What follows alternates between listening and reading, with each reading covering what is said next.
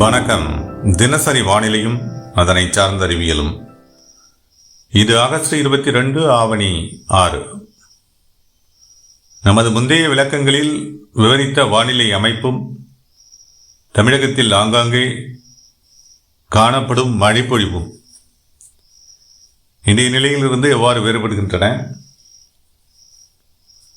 வானிலை அமைப்பில் எத்தகைய மாற்றங்கள் ஏற்பட்டிருக்கின்றன, அடுத்து வரக்கூடிய நாட்களில் தமிழகத்தில் எங்கெல்லாம் மழைப்பொழிவிற்கான வாய்ப்புகள் இருக்கலாம், செப்டம்பர் முதல் 2 வாரங்களுக்கான வானிலை நகர்வுகள் எவ்வாறு இருக்கும், மழைப்பொழிவு வாய்ப்புகள் எங்கெல்லாம் தீவிரமடையலாம் என்ற கேள்விகளின் அடிப்படையிலான எனது தனிப்பட்ட வானிலை விளக்கம். வணக்கத்துடன் சி. அண்ணாதுரை.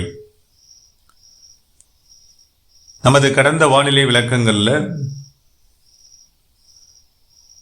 வெவ்வேறு வானிலை அமைப்புகள் தமிழகத்தில் மழைப்பொழிவை ஏற்படுத்த சாதகமான சூழல் நிலவி வந்தது. தற்போதைய நிலையில் அந்த வானிலை அமைப்புகள் மாற்றம் பெற தொடங்கியிருக்கின்றன. குறிப்பாக நிலநடுக்கோட்டு பகுதி சார்ந்து நீடித்து வந்த குறைந்த காற்றழுத்த தாழ்வு பகுதி ஒரு நேரத்தில் அது காற்றழுத்த தாழ்வு மண்டலமாகவும் வலுவடைந்தது. கடந்த சில நாட்களில் தற்போதைய நிலையில் அது தெற்கு தென்மேற்காக விலகி மடகாஸ்கர் நோக்கி நகர்ந்து வலுவிழந்து வருகிறது. கேரள பகுதிகளுக்கு ஒட்டிய அரபிக்கடல் பகுதியில் வளிமண்டல கீழடுக்குடன் இணைந்த மேலடுக்கு சுழற்சியாக நீடித்த காற்று சுழற்சி தற்போதைய நிலையில் அது வடக்கு நோக்கி நகர்ந்து கர்நாடக பகுதிகளுக்கு அப்பால் அரபிக்கடலில் காற்று சுழற்சியாக நீடிக்கிறது. தென்கரைக்கோடி மாவட்டங்கள், தென் கடலோர மாவட்டங்கள், டெல்டா மாவட்டங்கள் என வளிமண்டல மேலடுக்கில் கடந்த தினங்களில் நீடித்து வந்த மேலடுக்கு சுழற்சி விலகி இருக்கிறது. வடக்கு வங்கக்கடல், வடக்கு மத்திய வங்கக்கடல் மற்றும் மத்திய வங்கக்கடல் பகுதி சார்ந்த கடலின் மேற்பரப்பு வெப்பநிலை தொடர்ந்து மெல்ல மெல்ல அதிகரித்து வரக்கூடிய நிலையில் காற்று சுழற்சிகள் வடக்கு வங்கக்கடல் மற்றும் அதனை சார்ந்த நிலப்பகுதிகள், வங்கதேசம், மேற்கு வங்கம், ஒரிசா என அதனை சார்ந்த நிலப்பகுதிகள் சார்ந்தும் கடல் பகுதி சார்ந்தும் சுழற்சிகள் ஏற்பட தொடங்கியிருக்கின்றன. இது அடுத்த கட்டமாக வலுவடைந்து அது வட இந்திய நிலப்பரப்பு நோக்கி முன்னேறும். இது வானிலை நகர்வா இன்றைய நிலையிலிருந்து நாம் எதிர்பார்க்கின்றோம். இதன் காரணமாக மழைப்பொழிவினுடைய தாக்கம் தமிழகத்திற்கு எவ்வாறு இருக்கும், வெப்பச்சலன இடிமழை பொழிவை ஏற்படுத்துவதற்கு காற்று குவிதல் அல்லது காற்றில் வளிமண்டல மேலடுக்கிலும் கீழடுக்கிலும் வேக மாறுபாடுகள் அவசியமாகிறது. ஒரு இடத்தில் வெப்பச்சலன மழைப்பொழிவு ஏற்பட வேண்டுமென்றால் ஈரப்பதத்தை தக்க வைக்கும் வளிமண்டல அழுத்த வேறுபாடுகள் சாதகமாக அமைந்து ஒரு கட்டத்தில் ஈரப்பதத்தை தக்க வைக்க முடியாத அந்த நிலையினை எட்டக்கூடிய நிலை ஒப்பு ஈரப்பதம் எனப்படுகிறது. அந்த ஒப்பு ஈரப்பதத்தை எட்டுவதற்கான சூழல் காற்றினுடைய வேக மாறுபாடுகளில் ஏற்படணும், அல்லது ஒரு காற்று சுழற்சியாக இருக்கணும், அல்லது காற்று குவிதல் ஏற்படணும். தக்க வைக்கக்கூடிய ஈரப்பதத்தை தக்க வைக்கக்கூடிய திறன் வளிமண்டலம் இழக்க வேண்டும். அந்த நிலையில்தான் அதிகப்படியான ஈரப்பதம் குளிர்ந்து வளிமண்டல மேலடிக்கில் செல்ல செல்ல கீழிருந்து மேல் செல்ல செல்ல வெப்பநிலை மாறுபாடுகள் காரணமாக, அதாவது வெப்பநிலை குறையக்கூடிய நிலையில் குளிர்ந்து மேலும் குளிர்ந்த காற்றினுடைய வருகை இவற்றின் காரணமாகவும் குளிர்ந்து திடீர் வெப்பச்சலன மேகங்கள் மழைப்பொழிவை ஏற்படுத்துவதற்கான அந்த மேகங்கள் உருவாக்கி மழைப்பொழிவை ஏற்படுத்துகிறது. இதற்கு சாதகமான சூழல் இப்போதைய வானிலை அமைப்பால் ஏற்படுத்த வாய்ப்புகள் குறைகிறது. எனவே இன்று தொடங்கி நாம் எதிர்பார்த்ததுதான் 21 வரை ஒரு சுற்றாக அறிவித்தோம். அதற்கு மேல் 25, 26 ஒரு சுற்றாக அறிவித்திருக்கின்றோம். அந்த நிலையில் இன்றிலிருந்து மழைப்பொழிவிற்கான வாய்ப்புகள் தமிழகத்தில் குறைகின்றன. அது தென் மாவட்டங்கள், மேற்கு மத்திய மாவட்டங்கள், வடக்கு உள் மாவட்டங்களில் கிட்டத்தட்ட வறண்ட வானிலைக்கான வாய்ப்புகள் இன்றிலிருந்து தொடங்கும். ஒரு சில தென் கடலோர மாவட்டங்கள், டெல்டா மாவட்டங்களின் கடலோர பகுதிகள், வட கடலோர பகுதிகள் இங்கெல்லாம் ஓரிரு இடங்களில் மழைப்பொழிவிற்கான வாய்ப்புகள் இருக்கலாம். அவ்வளோதான். பெரிய அளவில் இன்றைய நிலையில் மழைப்பொழிவிற்கான வாய்ப்புகள் தமிழகத்தில் இல்லை. இது அடுத்து வரக்கூடிய நாட்கள்லையும் இதே வானிலை நகர்வு தான். மேற்சொன்ன வானிலை அமைப்பில் அரபிக்கடல் காற்று சுழற்சி அடுத்து வரக்கூடிய நாட்களில் விலகிவிடும். வடக்கு வங்கக்கடல் மற்றும் வட இந்திய பகுதிகள் சார்ந்து காற்று சுழற்சிகள் வலுவடைந்து மேற்கு நோக்கி நகரும். இது மேற்கு தென்மேற்கு காற்றினுடைய வேகத்தை வெகுவாக அதிகரிக்கும்.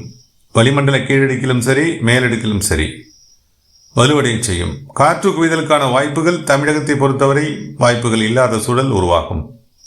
தமிழகத்தை பொறுத்தவரை நேரிட்ட தென்மேற்கு பருவக்காற்று மழைப்பொழிவை ஏற்படுத்துவது இல்லை.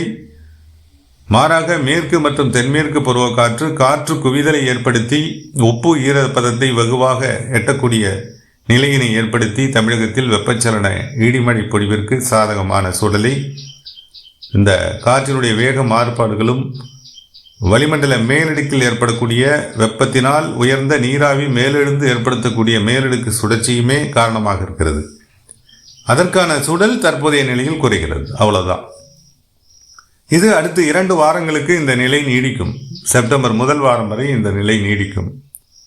அதே நேரத்தில் வடக்கு வங்கக்கடலில் நிலை பெற்று வடக்கு நோக்கி நகரக்கூடிய, அதாவது வட இந்திய பகுதிகள் நோக்கி நகரக்கூடிய காற்று சுழற்சிகள் வட கடலோர பகுதிகளிலையும் ஒரு சில தென் கடலோர பகுதிகள், டெல்டாவினுடைய கடலோர பகுதிகளில் ஏற்படுத்தலாம் மழைப்பொழிவு அடுத்து வரக்கூடிய நாட்களில்.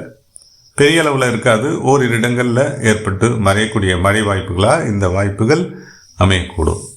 அதனால் பெரிய அளவில் மழைப்பொழிவுக்கான வாய்ப்புகள் மற்ற மாவட்டங்களுக்கு, மத்திய மேற்கு மாவட்டங்கள், வடக்கு உள் மாவட்டங்கள், வடக்கு மாவட்டங்களில் கூட ஒரு இடங்களில் வாய்ப்பு இருக்குது. திருப்பத்தூர், வேலூர், ராணிப்பேட்டை, கிருஷ்ணகிரி, தருமபுரி இந்த மாவட்டங்கள் சார்ந்து ஓரிரு இடங்களில் கர்நாடக எல்லையோர பகுதிகள், ஆந்திர எல்லையோர பகுதிகளில் மழைப்பொழிவுக்கான வாய்ப்புகள் இருக்கின்றன.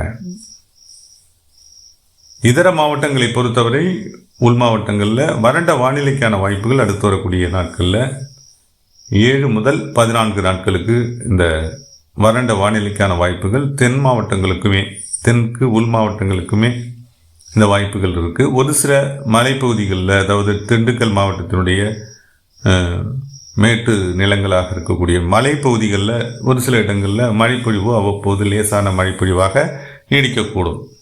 அதே போல தான் தேனி மாவட்டத்திலையும், தேனி, தென்காசி சாரல் தூறல் வாய்ப்புகள் அவ்வப்போது தொடர்ச்சியாக இருக்கக்கூடும். பெரிய அளவில் மழைக்கு வாய்ப்பில்லை. அதே போல் மதுரை, விருதுநகர் இந்த மாவட்டங்கள் சார்ந்தும் தீவிர மழைப்பொழிவிற்கான வாய்ப்புகள் குறைகின்றன. கடந்த சில நாட்களாக நீடித்து வந்த வெப்பச்சலன இடிமழை பொழிவிற்கான வாய்ப்புகள் விருதுநகர், மதுரை இந்த மாவட்டங்கள் சார்ந்து வலு இழக்கின்றன. தென்கடைக்கோடி மாவட்டங்களில் தீவிர மழைப்பொழிவு ஏற்கனவே விலகி இருந்தது. ஒரு சில நேரங்களில் நெல்லை, குமரி, தூத்துக்குடி இந்த மாவட்டங்களினுடைய உள்பகுதிகளில் அவ்வப்போது ஏற்பட்டு வந்தது. தற்போதைய நிலையில் அதற்கான வாய்ப்புகள் குறைகின்றன. அடுத்து வரக்கூடிய 7 முதல் 14 நாட்களுக்கு, அதாவது செப்டம்பர் முதல் வாரம் வரை, தற்போதிலிருந்து செப்டம்பர் முதல் வாரம் வரை நாம் எதிர்பார்க்கக்கூடிய வானிலை நகர்வு இதுவாக இருக்கலாம். நமது கணிப்பின்படி வானிலை நகர்வு இவ்வாறாக இருக்கலாம். அதே நேரத்தில் செப்டம்பர் 2ஆம் வாரத்தில் மீண்டும் இந்த வானிலை அமைப்புகள் திரும்ப மீண்டும் மாற்றத்திற்கு உள்ளாகக்கூடும். குமரிக்கடல் சார்ந்து காற்று மேலடுக்கில் காற்று சுழற்சிகள் ஏற்படுவதற்கான வாய்ப்புகளும் மற்றும் தென்மேற்கு வங்கக்கடல் பகுதி சார்ந்து மேலடுக்கில் சுழற்சிக்கான வாய்ப்புகளும், அரபிக்கடல் சார்ந்து வெப்பநிலை தொடர்ந்து உயரக்கூடிய வெப்பநிலை சுழற்சிகளையும் ஏற்படுத்தலாம். அப்போது முற்றிலுமாக வானிலை அமைப்பு திரும்ப மாற்றத்திற்கு உள்ளாகும். பருவக்காற்றுடன் இணைந்த வெப்பச்சலன மழைப்பொழிவிற்கு சாதகமான வானிலை சூழல்கள் செப்டம்பர் 2ஆம் வாரத்தில் இருந்து தமிழகத்தில் ஏற்படக்கூடும். எனவே வரக்கூடிய நாட்களில் மழைப்பொழிவிற்கான வாய்ப்புகள் என்பது செப்டம்பர் 2ஆம் வாரத்தில் வலுவடையும். 28, 29, 30 தேதிகளில் மத்திய வங்கக்கடல் பகுதி சார்ந்து காற்று சுழற்சிக்கான வாய்ப்புகள் இருக்கிறது. அந்த காற்று சுழற்சி மத்திய இந்திய பகுதிகள் நோக்கி நகரக்கூடிய நிலையில் ஒரு வாய்ப்பும் இருக்குது. 28, 29, 30 இந்த தேதிகளில். இந்த நிலையில் வடக்கு உள் மாவட்டங்கள்லையும் வட கடலோர மாவட்டங்கள்லையும் டெல்டா மாவட்டங்களினுடைய கடலோர பகுதிகளிலையும் கடலூர் வரையிலான நாகப்பட்டினம் தொடங்கி கடலூர் வரையிலான டெல்டா மாவட்டங்களின் கடலோர பகுதிகளிலையும் மழைப்பொழிவை ஏற்படுத்துவதற்கான சாதக சூழலும் இருக்கிறது. ஆனால் அது எந்த அளவிற்கு வலுவாக இருக்கும் என்பது தற்போதைய நிலையில் கூற இயலவில்லை. அதே நேரத்தில் நாம் செப்டம்பர் 2ஆம் வாரத்தில் மிக சாதகமான வானிலை சூழல்கள் கண்டிப்பாக உருவாகும். முந்தைய இந்த லானினோ சார்ந்த மற்றும் நெகட்டிவ் ஐஓடி சார்ந்த முந்தைய காலங்களில் வானிலை மாறுபாடுகளை நாம் கணக்கிட்டு இந்த வானிலை நகர்வை நாம் குறிப்பிட விரும்புகிறேன். அவ்வளோதான். இந்த மாதிரி வானிலை நகர்வுகள் முந்தைய லானினோ காலங்களில் ஏற்பட்டிருக்கு. செப்டம்பர் 2, 3, 4 இந்த வாரங்களில் நல்ல மழைப்பொழிவும் ஏற்படுத்தி இருக்கிறது. அதாவது புரட்டாசி மாதத்தில் பெரும்பாலும் வறண்ட வானிலை தமிழகத்தில் நிலவும். ஆனால் இந்த ஆண்டை பொறுத்தவரை புரட்டாசி மாதத்தில் மழைப்பொழிவு வலுவடையக்கூடிய மாதமாக அமையும். அதாவது அக்டோபர் தொடக்கம் செப்டம்பர் இறுதி நல்ல மழைப்பொழிவை பெறக்கூடிய மாதங்களாக எந்த மாவட்டங்களுக்குன்னா தென் மாவட்டங்களுக்கும் டெல்டா மாவட்டங்களுக்கும் வடகடலோர மாவட்டங்களுக்கும் மத்திய மேற்கு மாவட்டங்களுக்கும் அமையக்கூடும். இந்த நகர்வுகள் மொத்தமொத்த உலகளாவிய வானிலை நகர்வுகள் இந்த சூழலை ஏற்படுத்தலாம்.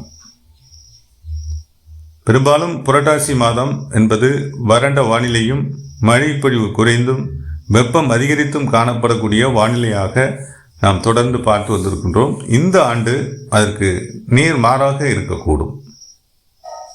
இது முன்கணிப்பு தான். இதன் தீவிரம் எவ்வாறு இருக்கும்? வடகிழக்கு பருவமழைக்கு முந்தைய முன்பருவமழையினுடைய தீவிரம் எவ்வாறு இருக்கும், அதனுடைய தாக்கம் எவ்வாறு இருக்க போகிறது என்பது குறித்தான விளக்கம் நாம் தயார் செய்து வருகின்றோம். முன்கணிப்புகளை நாம் கணக்கீடுகளை முந்தைய ஆண்டுகளின் கணக்கீடுகளை கண்காணித்து அதன் அடிப்படையில் தற்போதைய உலகளாவிய வானிலை நகர்வுகள் முன்பருவ மழையில் எத்தகைய தீவிரத்தை ஏற்படுத்தும் என்ற அடிப்படையில் நமது ஆய்வு குறிப்புகள் தயார் செய்யப்பட்டு வருகிறது. விரைவில் முன்பருவ மழை குறித்தான முன்னோட்ட விளக்கமும் அதனைத் தொடர்ந்து வடகிழக்கு பருவமழை குறித்தான முன்னோட்ட விளக்கமும் இந்த ஆகஸ்ட் மாதத்தினுடைய இறுதி நாட்களில் வெளியிடப்படும் என்பதை அன்போடு தெரிவித்துக் கொண்டு தற்போதைய நிலையில் மழை பொழிவும் வானிலை நகர்வும் இவ்வாறாக இருக்கிறது. சுருக்கமாக சொல்ல வேண்டுமென்றால் ஆகஸ்ட் மாத இறுதி வாரம் முழுமையும் கிட்டத்தட்ட வறண்ட வானிலை அநேக மாவட்டங்களுக்கும் ஒரு சில கடலோர பகுதிகளில், அதாவது வடகடலோர பகுதிகளிலையும் டெல்டா மாவட்டங்களின் ஒரு சில கடலோர பகுதிகளிலையும் தூத்துக்குடி, ராமநாதபுரம், புதுக்கோட்டை உள்ளிட்ட மாவட்டங்களின் கடலோர பகுதிகளிலையும் மழைப்பொழிவை ஏற்படுத்தக்கூடிய நிலை இந்த வாரங்களில் நீடிக்கலாம். மற்றபடி இதர மாவட்டங்களில் மழைப்பொழிவிற்கான வாய்ப்புகள் வலு குறைகிறது. செப்டம்பர் முதல் வாரத்தில் இந்த நிலை மேலும் வறண்ட வானிலை நிலை தொடரக்கூடும். செப்டம்பர் முதல் வாரத்தில் 7, 8 தேதிகள் வரை. 2ஆம் வாரத்தில் நாம் எதிர்பார்க்கக்கூடிய வானிலை மாற்றங்கள் மீண்டும் சாதகமான சூழலை நோக்கி நகரும் என்பதுதான் வானிலை சுருக்கமாக நாம் குறிப்பிடலாம். தொடர்ந்து கண்காணிப்பும் தொடர்ந்து வானிலையில் ஏற்படும் மாற்றங்களுடன் மற்றும் ஒரு விளக்கத்துடன் மீண்டும் இணைகிறேன். இணைப்பில் நீடித்த அனைவருக்கும் நன்றி.